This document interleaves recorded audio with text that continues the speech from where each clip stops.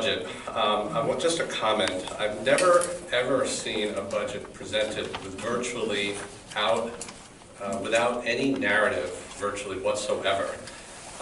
No average citizen can possibly know what they are reading. No line items have explanations. It really makes you feel like you're trying to hide something. Every town and municipality explains their budget. This town does not. Every town posts their agendas and the backup to those agendas. This town does not. Every town posts their minutes. This town does not. I do believe, and I'm going to check with Mr. Freeman and the New York State Department of State, that this town violates the open meetings law. But I digress. Let me get back to the budget. I'd like to, first, with regard to the budget, I'd like to address the rampant nepotism on the payroll for this town. A simple search finds that almost all of you have family on the payroll. Last meeting, Councilman McInerney and Casigliano admitted that they have their wives on the payroll.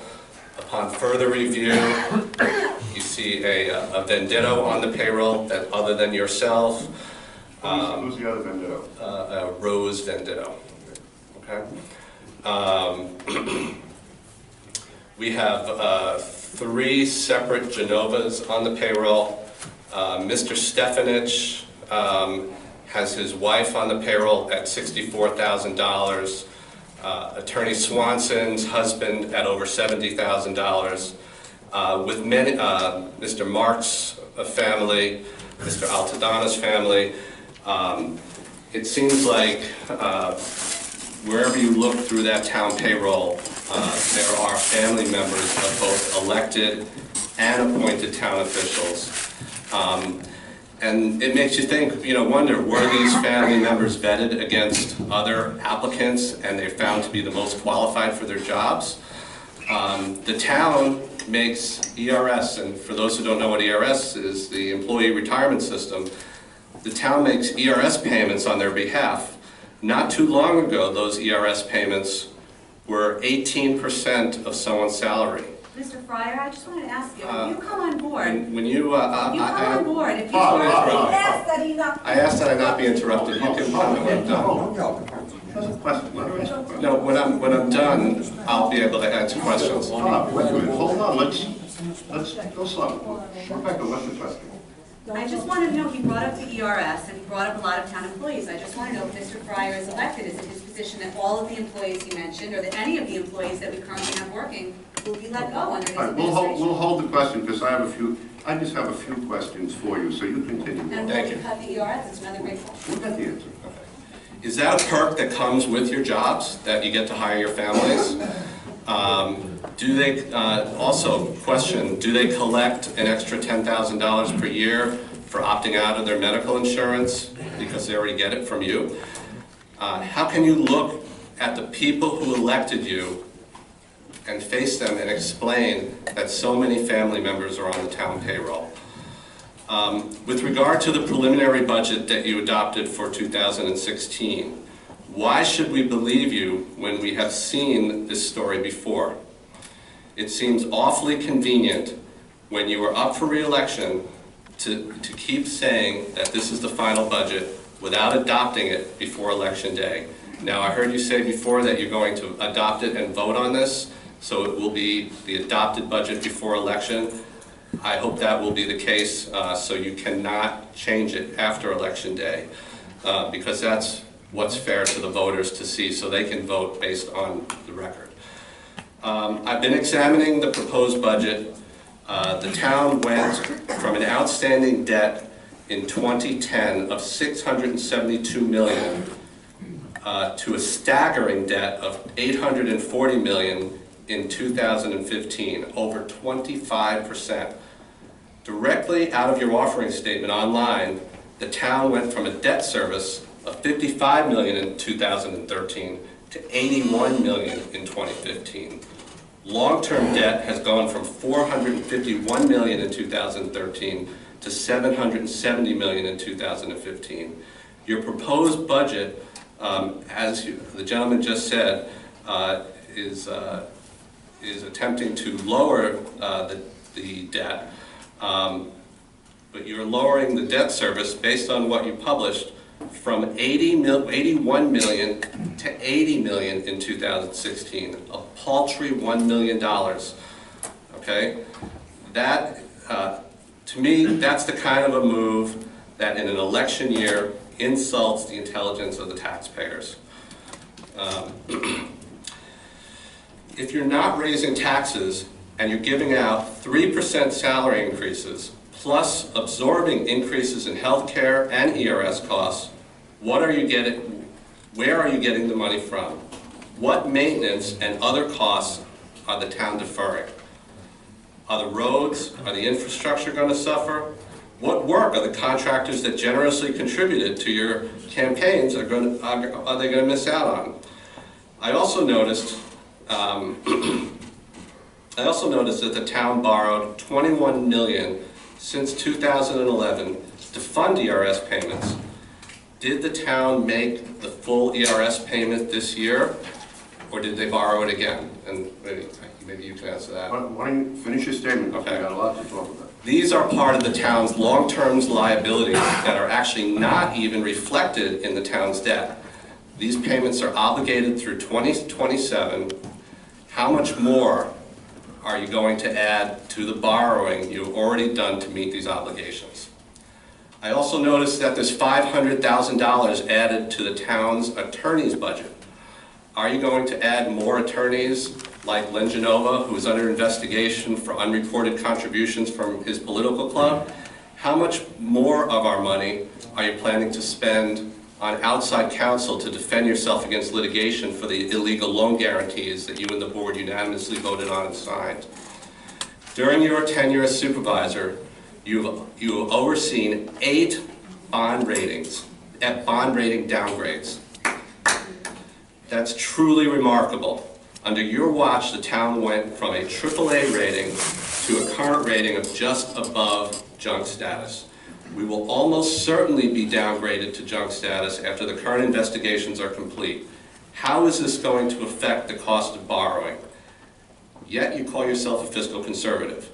I ask you once again, and I'm taking you at your word at this, that you adopt this budget and vote on it before Election Day, so we don't assume that this is just another pre-election stunt like last year when you presented a zero budget increase before Election Day and then unanimously voted on a nearly 10% increase without any public input at the first meeting after Election Day. At the last, well, that's really all I have to say with regarding the budget. All right, so now, I don't even know where to begin. I don't know that a single statement you made is accurate. Never does. Well, let me just start, and now Jim, you want to say something? Bob, I know you have things to say. Rebecca, let's start real simple, because you and other speakers in your ilk have this habit of coming, like we just heard Mr. Ripp before. Oh, it was done 3 or 4 times. Well, it wasn't ever done. What was it? You come up, you were talking about the turf fields. Were you listening? Well, I didn't say anything about turf fields. You had your opportunity to speak, it's our turn, okay? But you have a tendency to do, you come up and you start saying, every town in the world does it this way, but you do it that way. Robert? I don't think every town does that. I don't think so. Definitive statement. I don't think so either. And what, do we use a methodology as widely recommended and accepted in terms of our budget reporting? Follows New York State accounting principles. You start out you start building a house without a foundation. You make all these wild allegations. They're not allegations. We haven't even started yet. We're just on your first sentence. Okay. I mean, it's just insane. It's just insane what we have to tolerate. Rebecca, go ahead. We'll move it around. Let's cover all the time. Well, no, I think, I want to procure some commitments from Mr. Freier. I think it's important to note that he is a candidate for town council that's running this year against us, and before we go crazy and say that he's a resident who does not have a political motive. But what I think is interesting, you talked about inaccuracies and slinging allegations. And I wanted to show, I don't know if anyone else on the board has seen this, this is from Mr. Freier, as well as the town supervisor's candidate's Facebook page, and he shared this. And I guess it's supposed to be funny.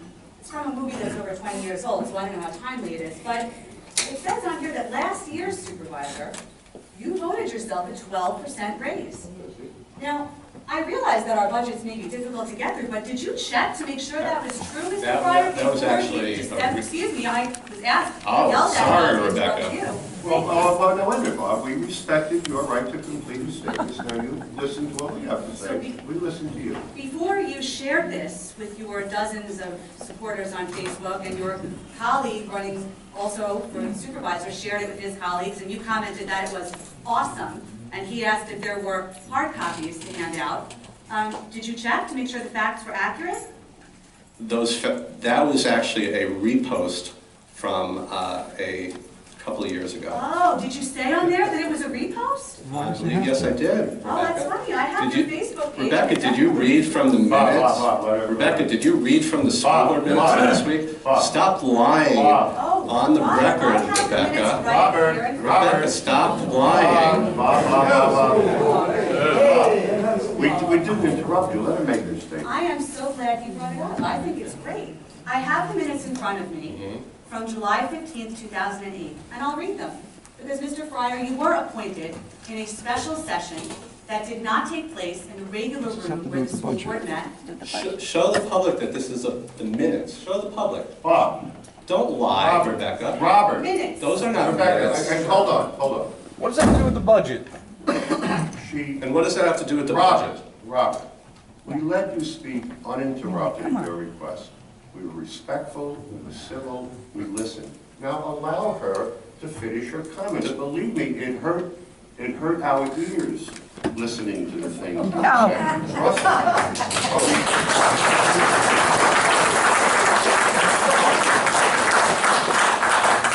But we sat in a very courteous manner and listened to everything you said.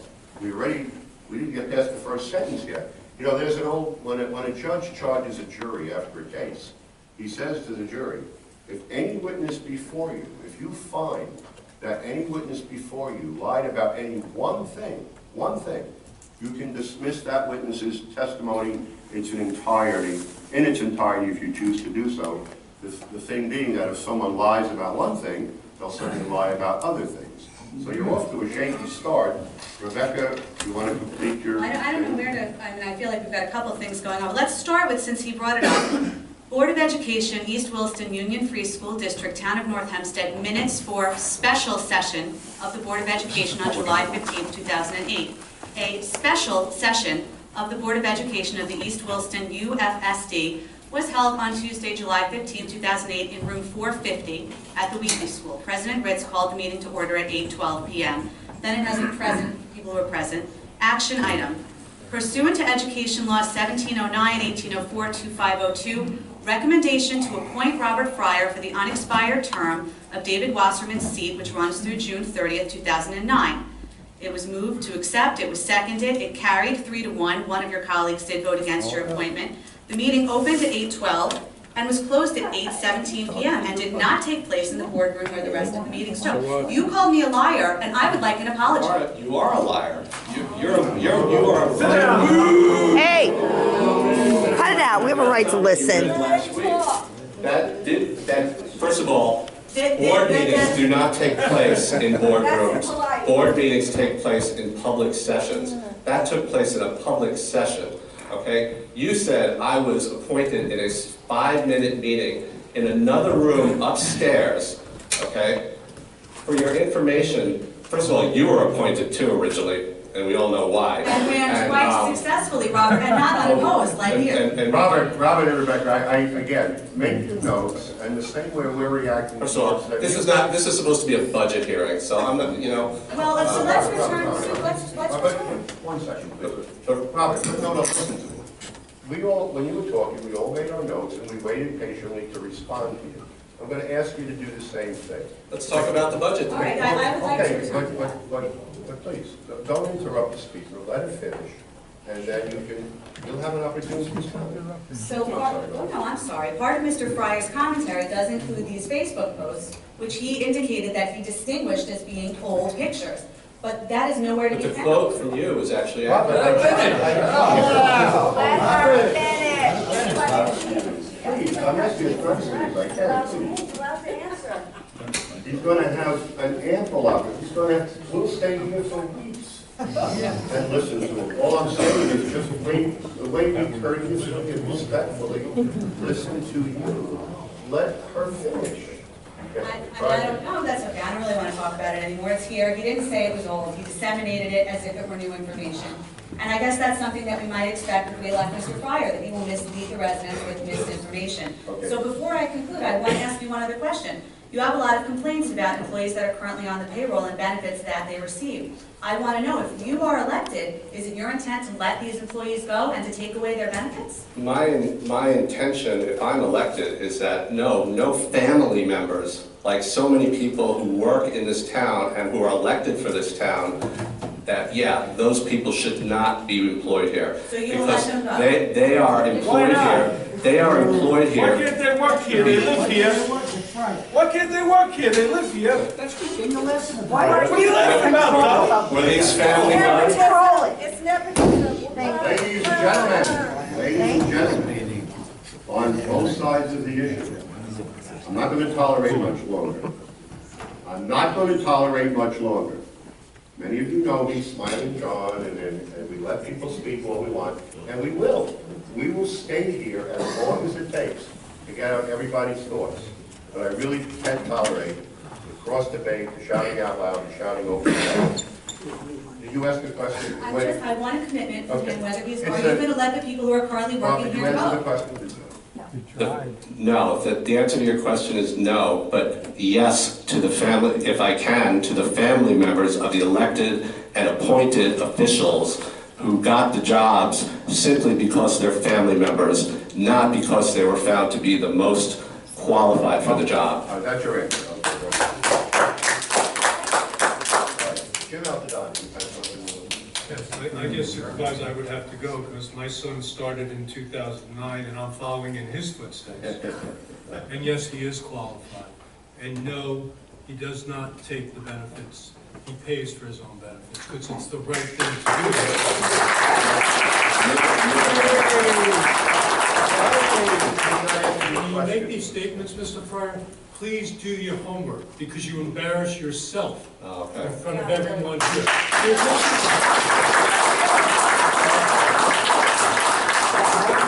Like you have some revelation. Okay, there is no revelations. Okay, we do not hide from the truth. Tuesday asked me, they asked me, do you have a son that works for the town? Absolutely. I'm proud of my son. I had a very successful business, and we sat down and we talked about it. And he wanted to go into public service like each and every one of us here, to serve the people. It's not always self-serving, Mr. Freier, so remember that. Thank you.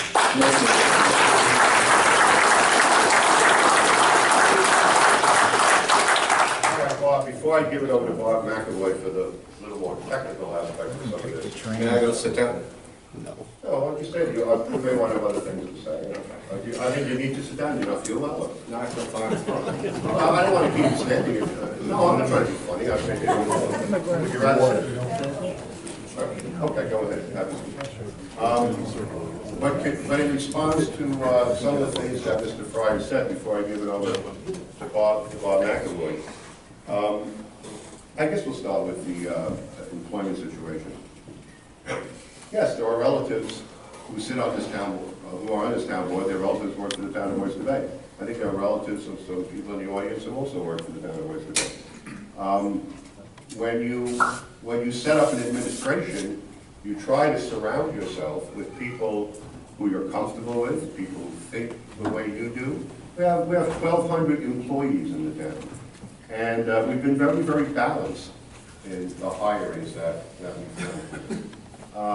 Former town supervisor, Democrat supervisor, I happen to be Republican. Former town supervisor, Democrat, supervising Uvalde, was appointed to our zoning board of appeals. Members of his staff, after the supervisor, Supervisor Uroli, left office, members of his staff, his key people, Chuck Johnson, Kevin Langberg, all Democrats, all hardcore Democrats, who worked hard against us, to defeat us politically over the years as we worked against them. But they remained with the town of Oyster Bay because they were good employees. And the relatives of some of the people that, thought that you were besmirching happen to be very, very good employees too. It's not always easy being the relative.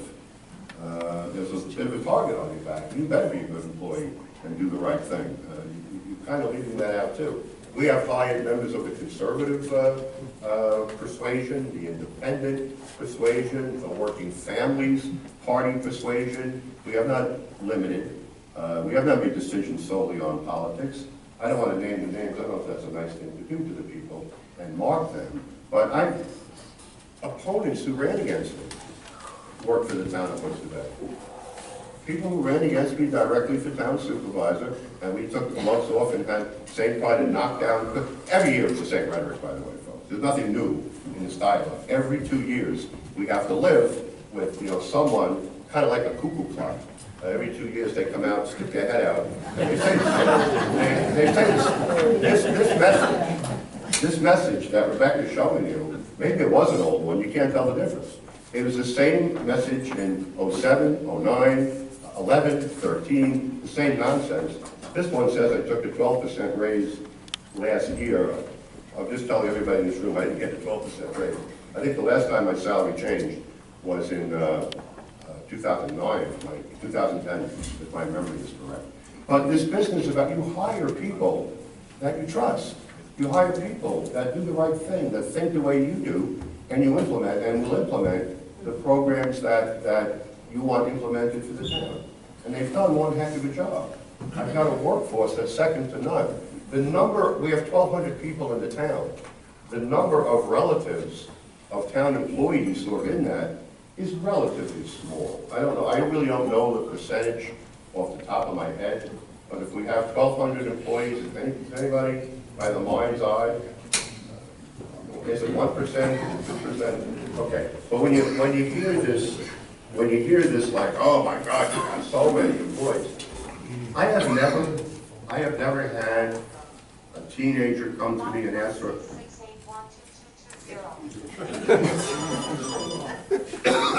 All due respect, Supervisor, I don't think anybody in this room is questioning you. No, I know that. Or your staff. But there's Might be a few don't want to know, but I don't think everybody knows.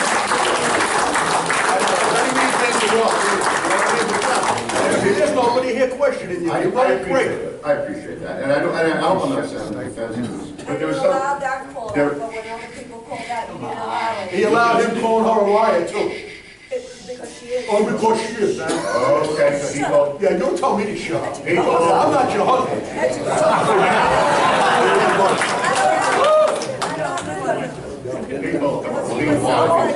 She's not going to tell me to shut up. And you can call that, so can I. I have never had. Hey, please. They should both leave. They should both. They should both have to leave. Yeah, I'll walk out with her. Rob, stay out of it. Let him say it. I want to hear. I want to hear what you have to say. I'm trying to finish. I don't want to be distracted by that. I have never had a teenager come to me and ask for a summer job, but I don't think I've ever said no in 18 years. I have never said no to a young person. I don't know what their political persuasion is, but if it's a young person who wants to be involved in government, they're welcome in the town of Oyster Bay. I have never said no to a returning veteran who was looking for a job, without regard to political persuasion or anything of the sort. The fact that there are family members that work for the town of Oyster Bay is something I think you would see most everywhere. They turn out to be very good employees, very conscientious employees, as is the rest of my workforce. We talk about 90% of the people love living in this town.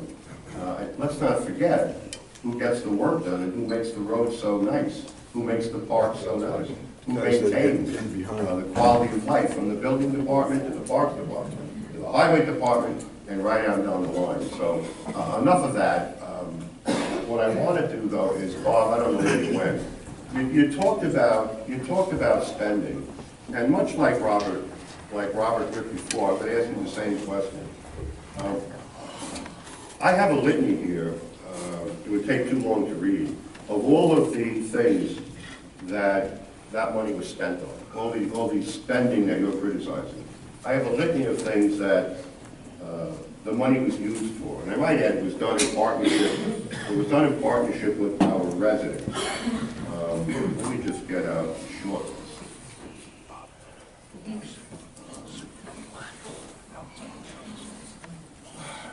I guess, I'm sure you're aware we've had, Bob, you listening? Yeah. Okay. I'm sure you're aware that we've had 3 environmental bond acts in this town. And by the way, I came into office in the town of Oyster Bay, of all places. There was never an environmental bond act. That's money that you say to the public, and we have permission to spend this money on improving our environment, acquiring open space, refurbishing parks and what have you. It was never done in the town of Oyster Bay. And it was done nationwide, in every municipality, all throughout, starting in the 80s and the 90s, never done in the town of Oyster Bay. And we asked for 3 of them from our residents, 2 for $30 million and 1 for $60 million. And the residents voted on this.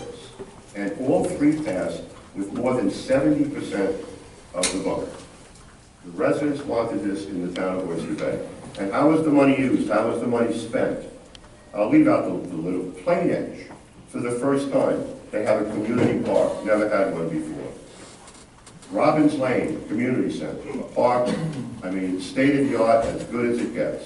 Allen Park in Farmingdale, those of you who live with me in that district, does anybody remember Allen Park and when the EPA was there and we were afraid to drink the water? And the little old town of Oyster Bay stepped up to the tune of many, many millions of dollars and cleaned it up for park purposes and doubled the size of the park. And the day will come when that park will be the centerpiece of the town park system. The Littauer Estate, 26 acres over in East Norwich. How about, anybody been to TR Park lately and seen the improvements there? Hicksville, for the first time, has a town park. Actually 2, if you count Abe Levitt Field, along with a Hicksville Community Center and a Hicksville Athletic Center. Anybody been to the Bethpage Ice Rink? Absolutely. Okay. The Hay Path Community Center. Walker Park over in Hicksville, Marino Field, Morella Field over in Bethpage. I mean, the list goes on and on. I'm not going to continue to punish you with this.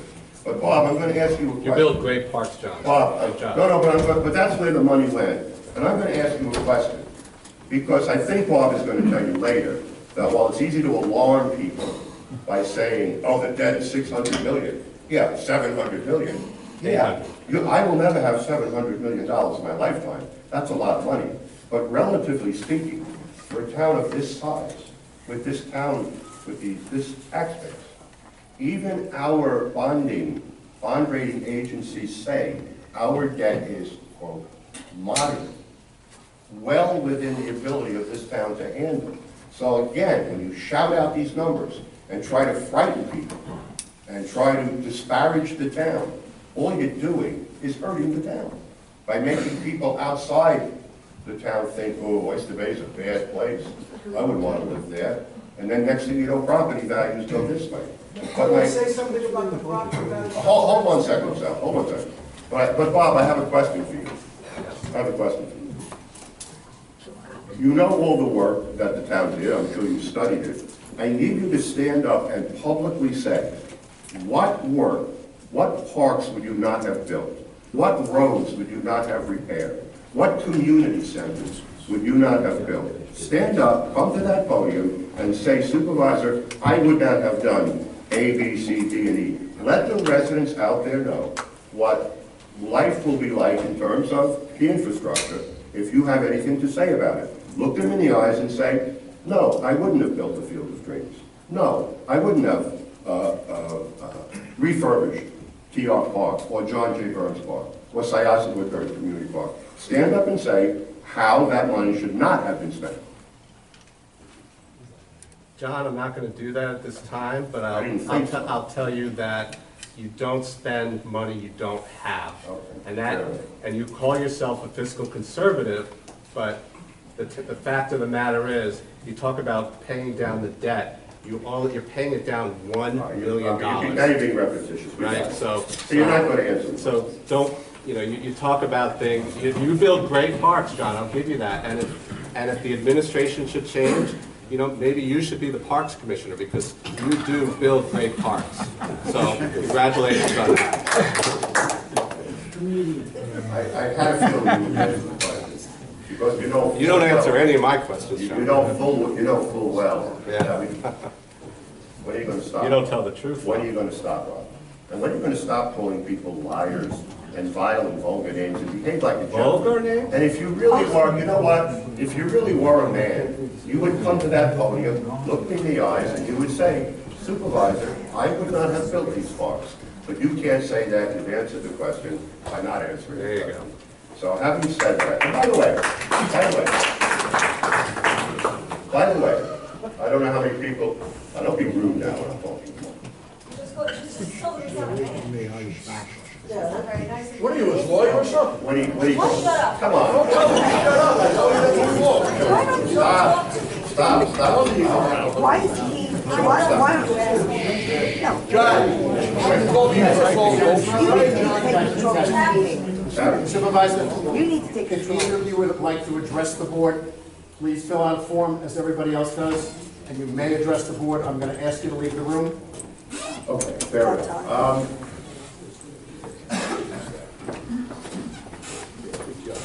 Why don't we do this?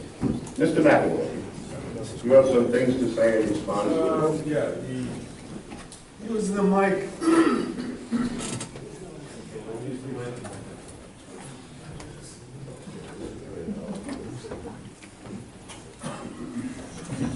The debt service referred to, Mr. Freier, is both principal and interest, and that is a $1 million difference, but